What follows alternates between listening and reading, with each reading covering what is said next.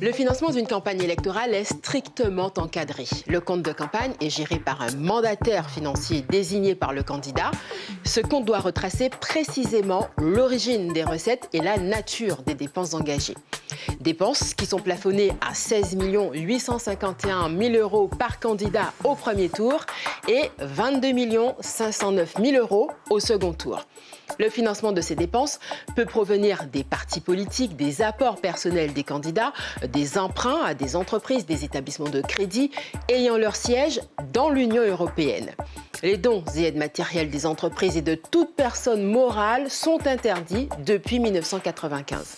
Seules les personnes physiques de nationalité française ou résidentes en France peuvent faire des dons, 4 600 € maximum par personne, quel que soit le nombre de candidats soutenus. Les dons en espèces sont plafonnés à 150 €. Les financements privés peuvent également provenir des recettes des ventes d'objets à l'effigie des candidats. Les recettes, elles, ne sont pas plafonnées. L'État finance également la campagne électorale en versant à chaque candidat une avance forfaitaire de 200 000 € dès la publication de la liste officielle des candidats. Dans les comptes de campagne, cette avance doit figurer comme un apport personnel.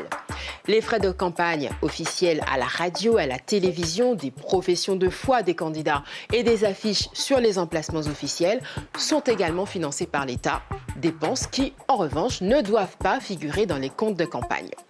Les candidats ayant recueilli moins de 5% des suffrages au premier tour ont droit à un remboursement des frais de campagne à hauteur de 4,75% du plafond des dépenses autorisées, 47,5% pour les autres candidats.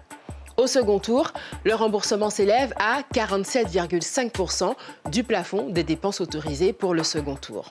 Enfin, sachez qu'un État étranger n'a plus le droit de financer une campagne électorale depuis 2017.